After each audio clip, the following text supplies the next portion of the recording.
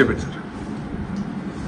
2021 మే 14 నా పుట్టినరోజు నాడు జగన్మోహన్ రెడ్డి ఆజ్ఞ మేరకు పివి సునీల్ కుమార్, విజయ్ పాల్, ఇప్పుడున్న ఇంకొక అధికారి సీతారామాంజనేయులు వీరందరూ కుట్ర చేసి అప్పటికప్పుడు నా మీద రాజద్రోహం కేసు పెట్టి నన్ను ఎత్తుకెళ్ళి కస్టడీలో టార్చర్ చేయటం, సుప్రీంకోర్టు ఇన్వాల్వ్మెంట్తో నేను మిలిటరీ హాస్పిటల్కి వెళ్ళటం, అదంతా అందరికీ తెలిసిందే.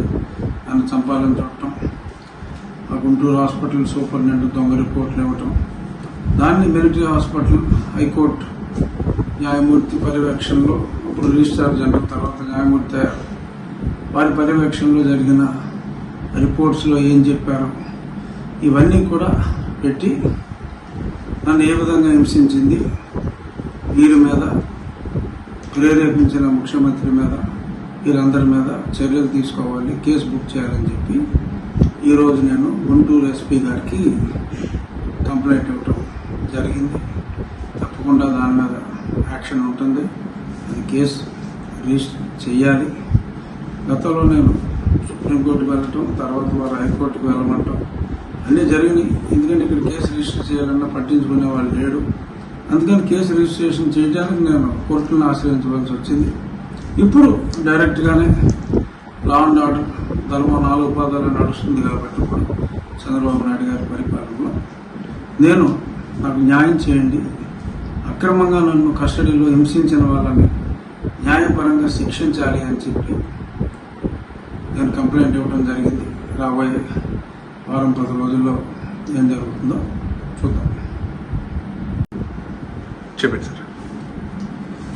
2021 మే 14 నా పుట్టినరోజు నాడు జగన్మోహన్ రెడ్డి ఆజ్ఞ మేరకు పివి సునీల్ కుమార్, విజయ్ పాల్, ఇప్పుడున్న ఇంకొక అధికారి సీతారామాంజనేయులు వీరందరూ కుట్ర చేసి అప్పటికప్పుడు నా మీద రాజద్రోహం కేసు పెట్టి నన్ను ఎత్తుకెళ్ళి కస్టడీలో టార్చర్ చేయటం, సుప్రీంకోర్టు ఇన్వాల్వ్మెంట్తో నేను మిలిటరీ హాస్పిటల్కి వెళ్ళటం, అదంతా అందరికీ తెలిసిందే.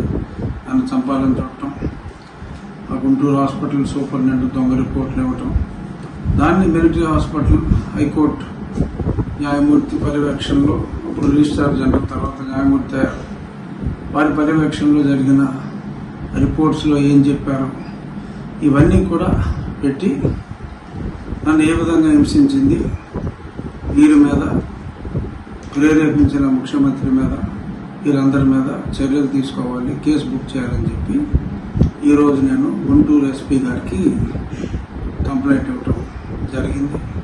తప్పకుండా దాని మీద యాక్షన్ ఉంటుంది, అది కేసు రిజిస్టర్ చేయాలి. గతంలో నేను సుప్రీంకోర్టుకు వెళ్ళటం, తర్వాత వారు హైకోర్టుకు వెళ్ళమంటాం అన్నీ జరిగినాయి. ఎందుకంటే ఇక్కడ కేసు రిజిస్టర్ చేయాలన్నా పట్టించుకునే వాళ్ళు లేడు. అందుకని కేసు రిజిస్ట్రేషన్ చేయడానికి నేను కోర్టులను ఆశ్రయించవలసి వచ్చింది.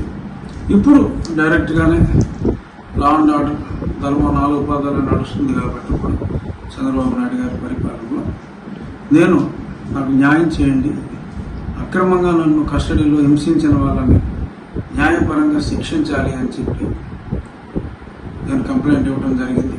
రాబోయే వారం 10 రోజుల్లో ఏం జరుగుతుందో చూద్దాం.